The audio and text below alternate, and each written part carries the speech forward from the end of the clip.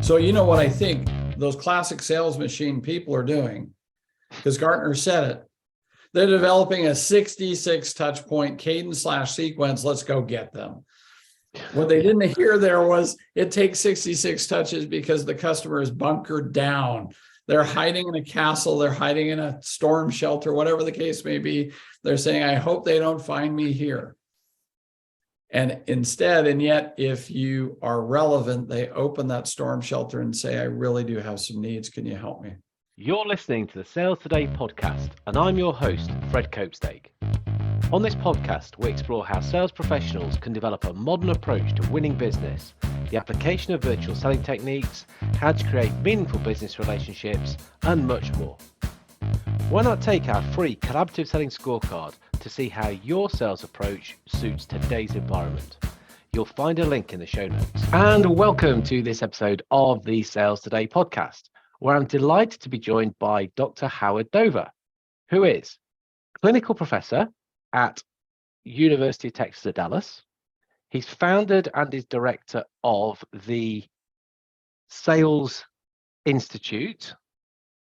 Have I got that correct? The Center for Professional Sales at UT Dallas.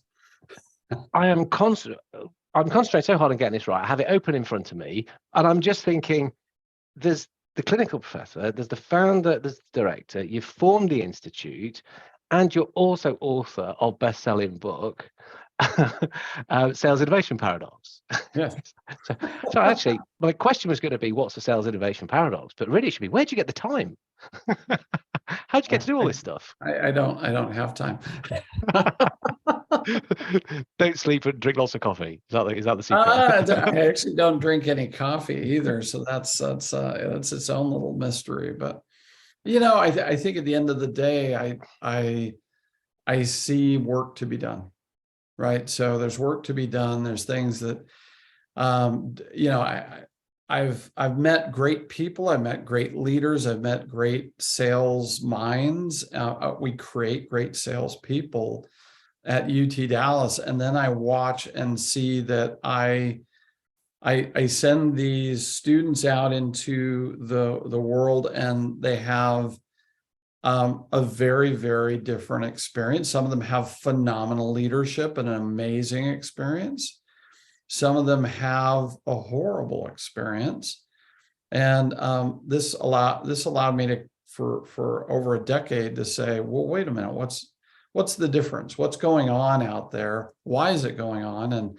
And really, at the end of the day, it made me realize that there was a paradox that was forming, which was, despite all the training we pay for, despite all the technology we deploy, there's two outcomes that we see. Number one, we see people who are succeeding phenomenally. I mean, we're talking about 8x, 10x against the organization that's struggling. And yet then we see this almost complete failure over on the other side. When I say failure, I don't mean that they're not hitting their number, by the way.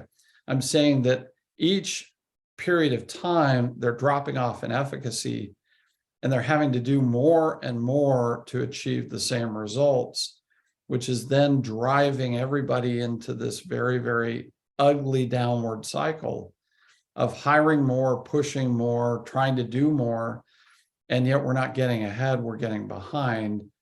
And yet at the same time, you've got this other group of people, which is very small, about 3 to 5% of the market, that is just killing it. And so why do we have this? What's happening here? And this is the paradox, right? Is how could we learn everything we've learned and be worse at our job?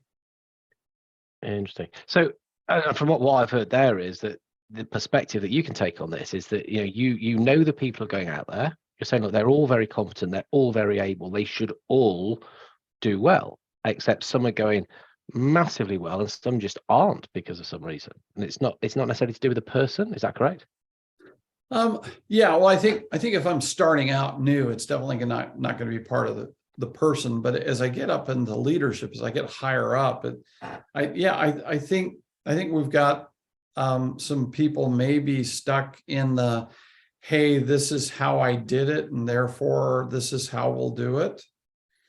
I call it experience bias, right? I did this a certain way 5 years ago, therefore we should do it now. My goodness, I wouldn't repeat something I did it 6 months ago at this stage with how fast the world is changing. But this is one. So there's some inherent challenges kind of baked into the system.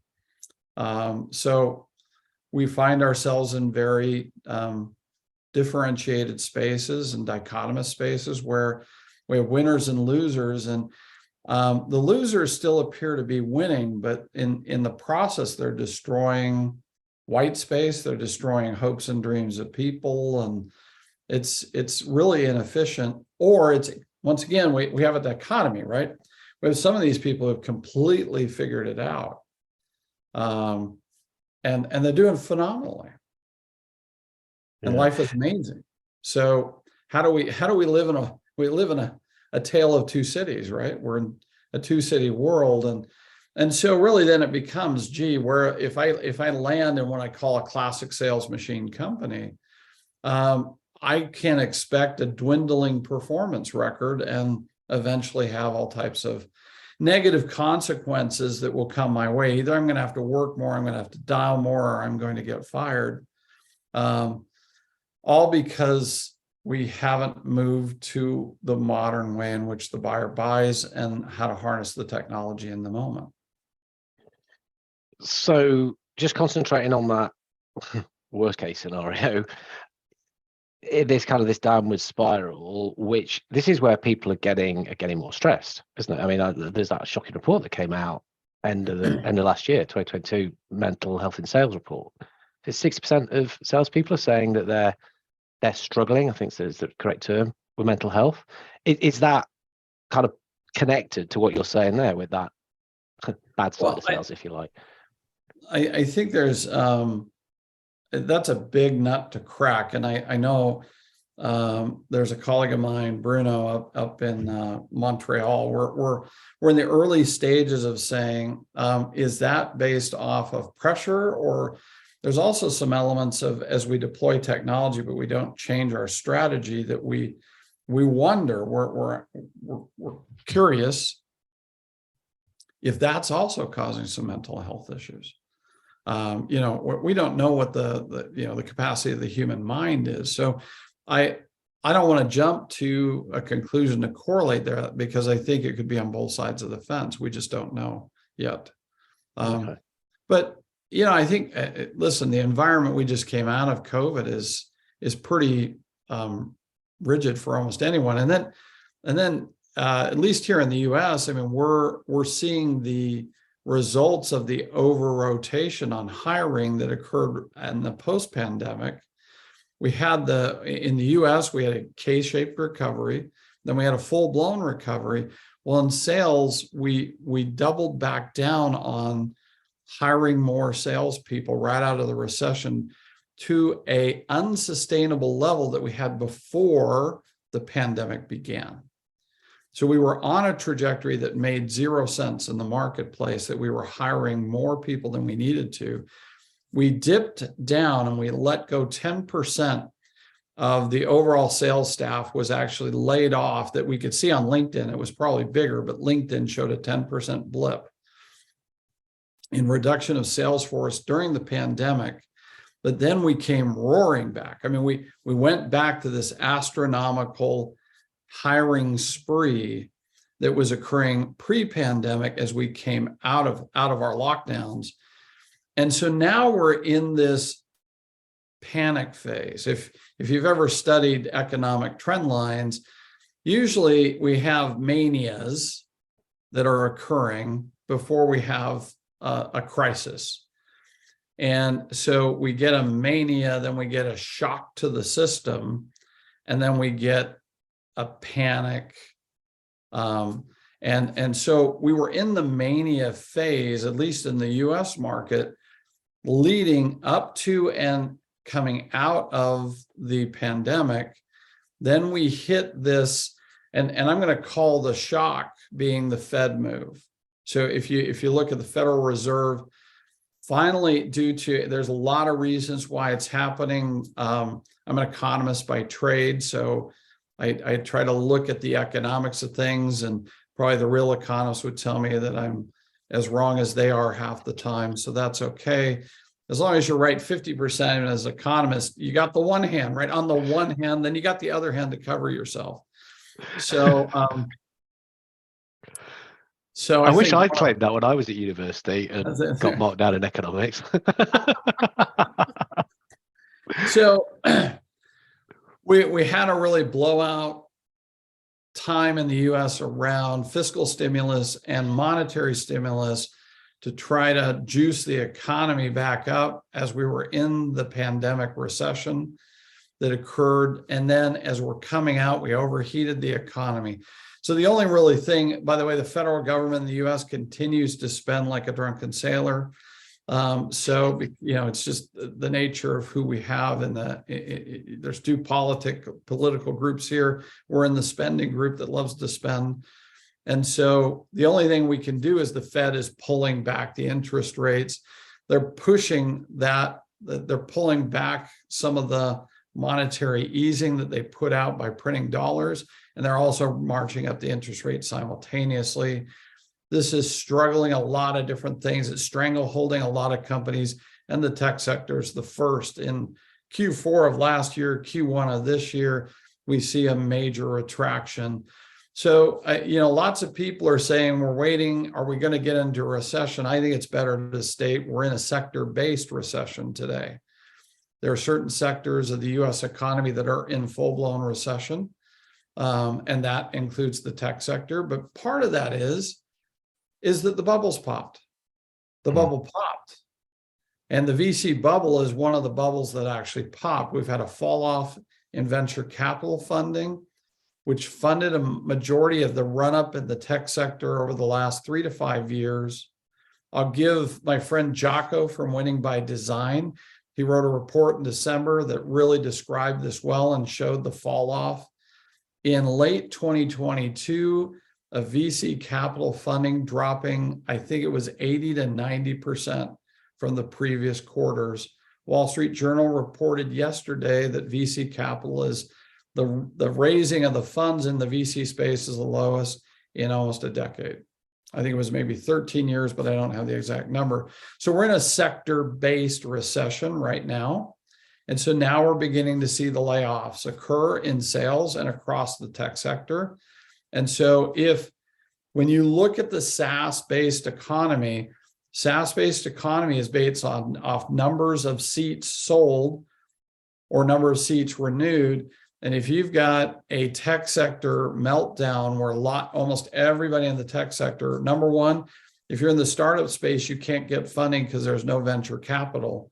So you're laying off in droves. That's not a 10%. That's like a 50 to 80% layoff. And gee, we're not even sure we can stay in business because we don't have any VC money coming in. And then, of course, you have the top line. You've got Microsoft, you've got Dell, you've got every major player in the US market is downgrading and reducing headcount. So in the SaaS space, we've got an implosion that's going on because that's a revenue pullback. So lots of movement. We definitely have a sector-based recession in the US. Our manufacturing area is actually in a climb. So we're actually doing well in the manufacturing sector, and the retail sector is going jagged, but definitely tech is down. And so overall headcount sales is down, and that's not just down. It's if you look at the mechanics of it, it looks to be a downward spiral scenario because they were kind of incestuous. They were funding each other with all the venture capital. So we're kind of there. We're in the panic phase of a cycle. We're on the drop. We're the post-peak moment in the US at least, and the first ball to drop has been the tech sector. So 2023, welcome to, it's like Groundhog Day again. Remember 2020, we said, yay, we made our plans and we knew what was happening. And then we had the pandemic. Well, the same thing, 2021. We had new lockdowns. 2022 seemed like a return to normal. 2023, we have all types of inflation problems and fiscal stimulus and monetary retraction. So we have an unknown world again. It's like we keep on going back to the same ugly movie. But this time it's not the pandemic, thank heavens. Although in some aspects of the world, obviously, it's still having impact, unfortunately. Yeah. It's interesting when you were saying that, because you mentioned LinkedIn earlier, and then as you were speaking, you were very deliberate to be saying it's a sector recession. Because sometimes I look at LinkedIn and it's like, it's as though the only people who sell anything are in SaaS or tech. And it's like, well, hold on a minute. There's a whole load of other types of sale. I just don't think they probably hang out as much in there. But if you don't know, you might get the feeling that this is the only stuff people sell. And people don't sell, the whole manufacturing piece, which Fred, you said is actually going pretty well, Yeah, Fred, there's a reason for that. And here's the reason is that, so if you look at the data, and this data is very fascinating, and it's in the book, I thought I had a couple of academic groups, journals that were asking me to publish that data, and I finally realized, well, I can just publish it in my book. So the first place the data gets released is in the book, which is this concept that 3 years ago, the ratio, once again, this is US data, sorry, my friends over on the other side of the pond, but I that's what I have access to and what I was tracking. The US data 2018, we had the following ratio of SDRs to sales roles was a 50-50 split.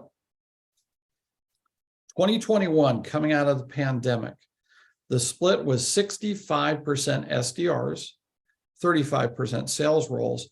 And actually between 2015 and 2021, we had a reduction of 20% in headcount of actual sales roles. At the same time, during the same period of time, we increased the number of SDRs. Actually, you go back, 2014, we increased the number of SDRs by 1,200%. Wow. So why are you hearing everybody screaming in the SaaS world and the SDRs? This is where we are at, and the critical nature of where we're at. So you're hearing the sound of all the SDRs who are working in the SaaS space, or all those jobs are disappearing. The sales enablement jobs related to those things are disappearing because the funding's gone, and once again, we're in that sector-based recession. Now, here's where the rub is. If you're going to go work in a sales role and your training was an SDR, do you know how to sell? It's a good question. So actually there is demand over in the sales space, but because we were rotated on, once again, we were in a manic phase of investing in the SDR function.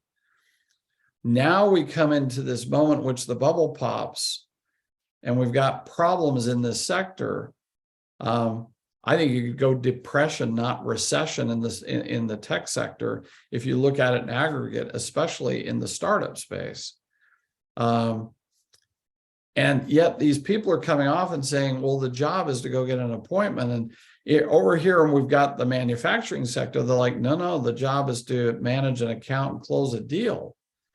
So that actually the skills we have don't transfer into the jobs we still have opening, and the growth areas actually don't have anybody trained. So congratulations, I think you're a trainer. So it's like the heyday for training. Trainers are going to be busy for the next few years because most people haven't been trained on the full tool set of selling. So it's all I've ever done. I don't think I've ever trained an SDR. I've been training for 23 years. And it's like kind of full cycle of like the whole lot. And in that world, manufacturers, engineers, people making flavors, fragrances, drinks, this sort of stuff. It's what I do. I'm like, that's why I find it hard sometimes to see what people are going on about. Because it's like, well, yeah, what, there's another world out there. I can get a bit annoyed with it sometimes. It's like, this is the only way to do anything. It's like, well, I don't know what percentage of the sales world aren't in tech. I mean, it's going to be way higher. So whether it's 80, 90, whatever, don't even think like that. They work like this, and whether they're very happy, but quite happy, or reasonably happy, or sort of happy, doing what they do, Sure. It's an interesting one. It is a very interesting one. So and yet there's opportunity there. I've seen a few executives,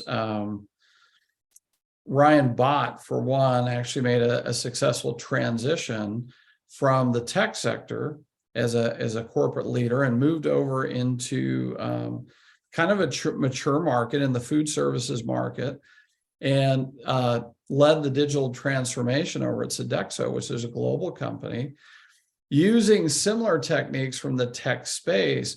But he did so in a very moderated and intentional way, and was able to really create some very strong growth in an extremely mature market. So it's interesting, the lessons we've learned from the tech sector are actually very viable and essential for the non-tech sector. The issue is that it can't be done the same way, and we're going up against some significant inertia sitting in the non-tech sector about one of my favorite moments ever in training is I was brought in by one of the major banks in the United States to train their top bankers on social selling. Now, you need to realize something. These bankers, I believe they made over $1 million a year minimum.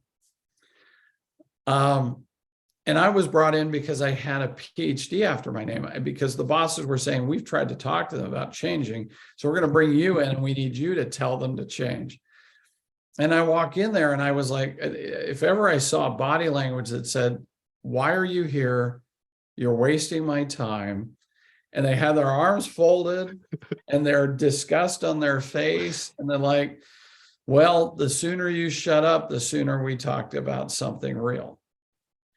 And I just saw that in the room and I said, look, can we establish something right up front? Number one, I don't know how to do your job. If I did, I'd be in your seat, not in mine. You make more than me, and I understand that. The question is two things. Do you want to make more money, or do you want to spend less time, or do you want to do both? And how about we have a discussion that maybe, just maybe, there might be a more efficient way to pull off what you're currently doing. Because I understand that you have the relationship with the 60-year-old owner of the existing company. But you know what? His millennial or Z son or daughter who's inheriting the company doesn't want to go to the golf course with you or hunting with you. They want you to text and shut up. And you're not ready. Yeah. And all of a sudden, they started uncrossing those hands and going, well, okay, this he's talking straight. I know, I'm smiling. If people listening to this rather than watching on YouTube, I was giggling all the way through that, because I mean, how many times have I been in that situation? And what you were doing is, when you were mimicking them, crossing your arms, tilting your head, looking at them with that kind of, But it's true. When you can then just position it right, sell it, ironically, then we can start to do some good. And actually, you're right, pull in some of those bits that, again, I'm a bit cynical, the tech sector is, the tech stack. Oh, we need everything. Stack it all up. Oh, how many you got? I got more than you, whatever. It's like, actually, you only need a couple of little bits there. Pull it into what you're doing in the more traditional world, and you can very quickly put yourself above everyone else who's in that market. And not much extra effort. In fact, it'll take you less effort to do it. Yeah, I think the concept. That's the proposal I wrote today, said anyway. So I think that concept, Chris Beall from Connect and Sell calls it market dominance, right? If I can execute at a greater precision, and I can go faster, right? I can go faster than my competitor. Doesn't matter whether I'm in a tech space or in a mature space. If we're both attacking the same white space or opportunity set, I can get there faster, and I'm more effective when I get there. I can dominate the market in which you're using a classic way of approaching that market, whatever that case may be. If you're dialing, for example, just using assisted dialing, if you're dialing on your own, you're just going 1 dial, 2 dial, 3 dial. I, once again, don't have the data points for the UK. I could call Chris Beall and he probably has them, but In the United States, it takes 23 dials to get a pickup currently. That was just verified to us on Tuesday of this week by a phone call to Chris. He actually looked in the data point, looked at 1 million phone calls in the United States and said it takes 23 dials to get one person to pick up. So the challenge becomes, if I'm doing call blocking and I'm using either just regular dialing, assisted dialing, or regular dialer, an automated dialer, it's still going to take me 23 rings to get to a person. So my call to connect time frame is I might get 1 to 2, maybe 3 conversations in a day, or a 4-hour, whatever the case may be. And yet when you use a tool like an assisted dialer, with Connect and Sell, not trying to sell them, I just think it's intriguing, where you can get a pickup about every 4 to 5 minutes, and you have 3 to 4 conversations an hour. I mean, just think about, it doesn't take a mathematician to think through that math. I'm having 2 to 3 conversations a day versus I'm having 2 to 3 conversations an hour. I can dominate. Yeah. I can dominate the marketplace. I can get to the people faster than the person who's not using that technology. Now, don't get me wrong, you're going to have to, instead of paying salespeople, you're going to pay that provider. But the cost differential will make up for it in the revenue and the profit gain. And these are the kind of things that a modern sales organization is deploying the proper technology in the proper way. But one of the things we see, and one of the challenges and causes of the paradox, is that we have an old school process that turns on a modern technology and then blasts it. And you know what? The reason they do this, Fred, you're going to be surprised. Guess what? It works. And that's the problem. Because if it was, so let's say I have a bad process. Let's revise. I'm not going to go with bad because that's being really cynical. Let's say I have an average classic process where I've been trained on whatever the methodology is. I have my methodology and I'm trained on a single methodology, and I'm going through whatever I've been trained in my training because that's what people could deploy. It's what they could scale. So they gave me a singular process instead of understanding customers. So I'm going through my rote process. I'm going to generate let's say 1 out of 10 sales, 1 out of 10 conversations is going to be a sale. Now I turn this technology on, whatever the technology is. And all of a sudden, let's say instead of getting 10 deals in a month or 100 outreaches in a month to get those 10 sales, I can now do 1,000 outreaches. Well, indeed, I now have 100 prospects that could legitimately turn into a sale, which you'd say, well, we should have a 10x increase. Well, we don't. You know why? Is because the average person is going to go, wow, I could do 12. So they'll cherry pick the 12 and they're not ready. We haven't transformed anything. Does that make sense? We just turned on technology. So we're not going to actually experience all the gain. In fact, what we find is, as we turn on that technology, we actually drop off in effectiveness because I don't have to try. But what did I do in the process? I just wiped out my white space faster. My addressable market was just slaughtered by bad deployment of technology.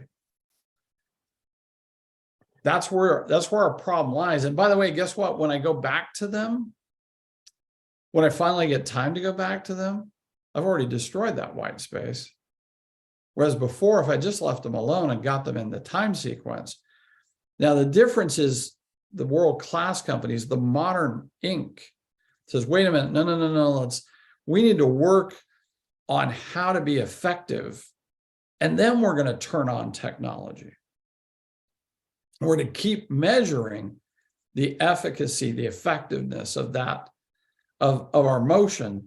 And we're to constantly be updating the effectiveness, not just the efficiency. So that as I rev up the efficiency, I'm holding tight on the effectiveness. By the way, you need sales enablement. You need data to be able to pull this off.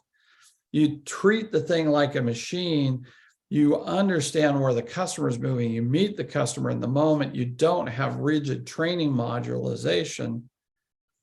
But boy, my goodness, this is talking about a modern way of approaching the space. And who knows how to do that? Almost nobody. So therefore, we stick with what we know. And we have the paradox. So sales, which sells change, isn't able to make a change for itself. Is that kind of what we're saying? Yes. On the contrary, they're able to adopt anything that seems simple enough to deploy, but then explodes their white space. A classic company, by the way, called me up and said, "Hey, we're having a problem." And I said, "What's the problem?" And they said, "Well, we're having a problem with the fact that our old methods of doing outreach are performing less and less and less." And I said, "Well, there's a reason for that." I said, "By the way, we've been studying this for 5 years when you left us. This company used to be a partner of our center. They left us and we kept on hearing from our partners this was happening. So we actually looked into it and said, okay, what's going on?" Well, we kept iterating. We started saying, wait a minute, the customer is changing, but the methodologies are not keeping up. And so by the time we deploy a methodology, the customer has shifted now. And the shift that the customer is making is so aggressive and so fast that you almost have to become methodology agnostic and become customer centric, and really move to the customer motion and what the customer is reacting to, which, by the way, is a really challenging training modularization. It's not impossible. We've done it at UT Dallas. So anyway, he says, so, we're feeling like there's a problem here. And he said, so we're thinking about deploying a piece of technology to get more leads and then using a sales engagement platform to automate the outreach. And I said, okay, sounds great. That's definitely technology I would think would be the first 2 steps, right? Make sure your leads are clean and then automate some of your outreach. And I said, but you've got to come back to this fundamental problem is why is the efficacy dropping off? Not just automate what you're currently doing. And they said, yeah, we'll get back to you. Now, I was supposed to have a meeting with the CEO and the executive team. That didn't happen. They call me up 6 months later and say, hey, we're in a whole lot of trouble. And I said, well, what happened? They said, well, we turned on the technology. We got all new leads. It was phenomenal, Howard. We got a 20% bump in our sales almost overnight. Now we're dropping off even worse than we were before. And I said, so your top of funnel exploded. You didn't know what to do. Your people became overwhelmed. You didn't fix your underlying problems, so you created new ones. Now nobody's talking to you because you just went through your whole addressable market faster than you've ever done before. And now they're not responding as you get back to them. And he said, oh. And I said, classic deployment of technology improperly. The idealist in me is saying the seller of the tech shouldn't have let that happen. But I mean, that's okay. Fantasist? I don't know. Am I delusional? Takes from what I've been having. Okay. Yeah, fair enough.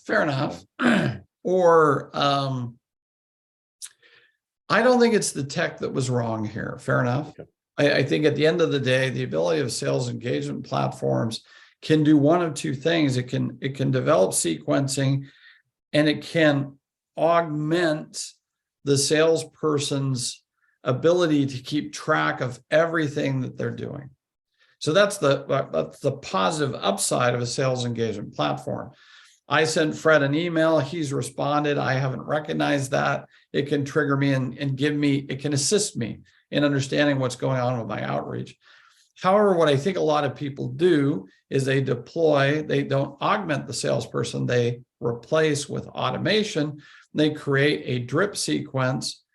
Gee, that sounds a lot like a marketing automation tool.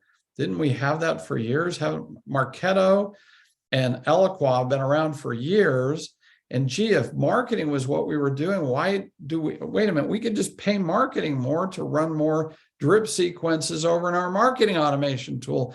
So we've actually taken our salespeople and created bots out of them.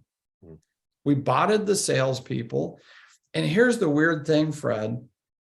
It actually works good enough until it doesn't, until it starts to decay. And so we get this initial lift. So we actually think we're succeeding. So then we, of course, scale it, right? Hey, it's working, right? So then what happens is we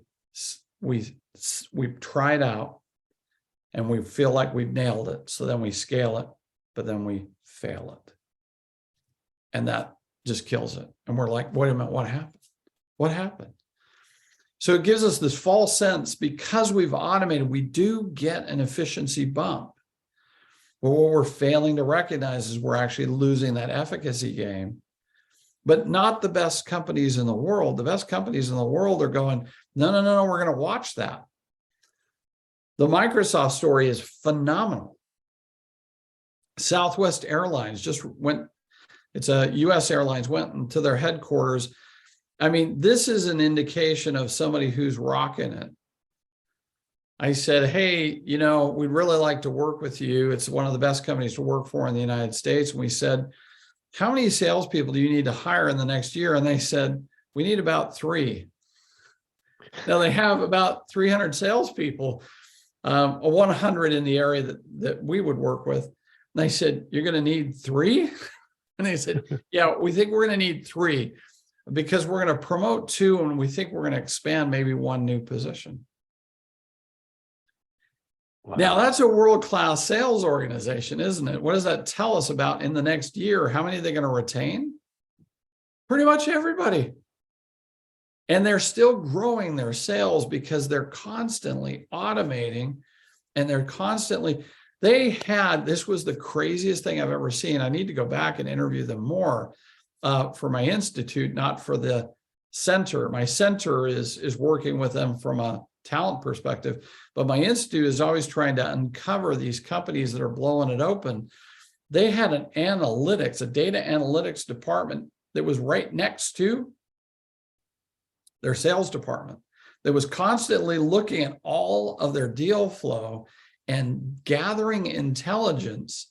The same thing was going on at Microsoft, by the way. When I dropped into Dublin, they had data analysts and tech people, operations people. Every 2 weeks, we're meeting with the site lead saying, by the way, we've been looking at the motions. We found these effectiveness issues. We found these efficiency issues. Here is the prioritization. And then he would also bring from his line staff, here are some challenges we're facing. Could you automate these things? They would stack rank them. Within 2 weeks, they'd modify. And every time I call them, they have double-digit increases in KPIs somewhere every 30 days because it's a constant improvement process. Or let's do it the same old because it's good enough. And that's the bit which gets mega frustrating. Well, at one stage, at one stage, the way you were saying this, it was like it all sounded doom and gloom. However, there is a shiny future getting this stuff right, which is, of course, what the book's about. Well, it's phenomenal. See, that's the thing. When you start off by saying, how do I sleep? And I like I said, there's work to be done. Because at the end of the day, listen, this is about dreams. This is about people. This is about, why do we go into sales? Sales is hard. It's a brutal profession. You get rejected all the time. You do have these pressures that very few other people can handle, so they don't do these things. So we get paid combat pay because we do have to go in and make really hard things happen. But yet 90% of the market is stuck in a classic machine that's literally destroying the hopes and dreams of the people who are doing hard things. And yet we don't have to be stuck there. I can sit down with an executive team and within a few interviews begin to uncover what sources of inertia are they experiencing and where are they at in the ability to crack the paradox. We can crack this. It takes effort and thought and realigning the way we think, deploying things differently. And when I interviewed the people who worked at Microsoft, the one lady, I thought it was brilliant what she said. She said, I will never work anywhere else. She said, I've worked with many of the competitors. She goes, these people here literally wake up every day trying to figure out how to make my job easier and make me more money. Why would I go work for anybody else? No. Why? Perfect. No. Why would you? These guys got it seriously right, haven't they? Well, in fairness to Microsoft, they don't do it the same everywhere. This is their demand generation team. There's a Dublin facility. Anybody in the UK, hop over the smaller pond and get over to Dublin and ask them. Actually, if you're looking at a CRM system, they'll literally tell you about this experience with their sales process because they're doing stuff with their own Microsoft Dynamics that is more nimble. They'll show you what they've done internally to harness the power of augmenting the salesperson. Because right now, I think what we've done up till now is automate the sales function. But yet here's once again the paradox, yet we increase the number of people doing it by 13x. And yet we've automated what they do. So that doesn't make any sense. Well, what does make sense is the buyer hasn't 13x'd. They've simply gone into theoretical caves and developed defensive mechanisms to completely avoid everything we're doing because they don't find us relevant. Gartner research came out at the end of 2022 that estimated it takes 66 touches to get the first meeting. So you know what I think those classic sales machine people are doing, because Gartner said it. They're developing a 66 touch point cadence / sequence. Let's go get them. What they didn't hear there was it takes 66 touches because the customer is bunkered down. They're hiding in a castle. They're hiding in a storm shelter, whatever the case may be. They're saying, I hope they don't find me here. And yet, if you are relevant, they open that storm shelter and say, I really do have some needs. Can you help me? Yeah. The secret little door around the back. Come on in. That's we'll right. talk to you because you're helping me. You leave me thinking, well, that's really good. I've got some stuff to do here. You've helped me. You've helped me think. Yeah. So listen, I think it's a wonderful world. We've been teaching a new model for 3.5 years at UT Dallas to say what happens if we train people in modern methods. What we found is that the students achieve phenomenally higher. Even within our own controlled environment where we saw a 2x and 3x lift, the challenge, of course, for us was we did this during the pandemic, so we don't have a straight A/B test. We have too much confusion that occurred with the economy going up, down, closures, expansions. So we can't definitively say, but we do look at our KPIs, and a lot of our KPIs created people. Now, when they went out to the field, Fred, here's where it becomes fascinating. They disrupted wherever they went because they were so counterculture that they literally, we've had to tell our partners now, hey, you've got to allow them to disrupt what you're doing. They've been trained in a completely different motion path than what you're used to. Don't hire one of them, we'll hire 2 or 3 of them, let them operate as a pod and let them infect your org. Let them do what they do, let them play outside the box. We have multiple students who've been number 1 in their company, and they're more than willing to be trained. They're constantly learning because they know that's what it takes in a modern economy. It isn't a one and done training regimen. It's I have to constantly be learning from the customer, adjusting to the customer, and then harnessing new technology to enhance my capacity to get my job done. Now, I want to know more about that, but I am aware of our time. It would be awesome to have you talk again about that, particularly because the stuff we were talking off air about that, the interest I've got in universities and training sales over here. Good. So would you be happy to do that? Yeah, we'd have to do it. Oh, that sounds great. That sounds really great. In the meantime, though, we've got the other stuff to sort out. We've got the corporate stuff to sort out. Where can people get the book? So Amazon is available. It's available both electronically. I don't have there is no audiobook, which everybody is chagrin. It doesn't make financial sense for me as an individual author. I did personally publish so I could own the material and do with it whatever I want. So I can deploy it in different ways in academic spaces. So yeah, Amazon or other booksellers, but online is where it's available. And best way to connect with me is LinkedIn.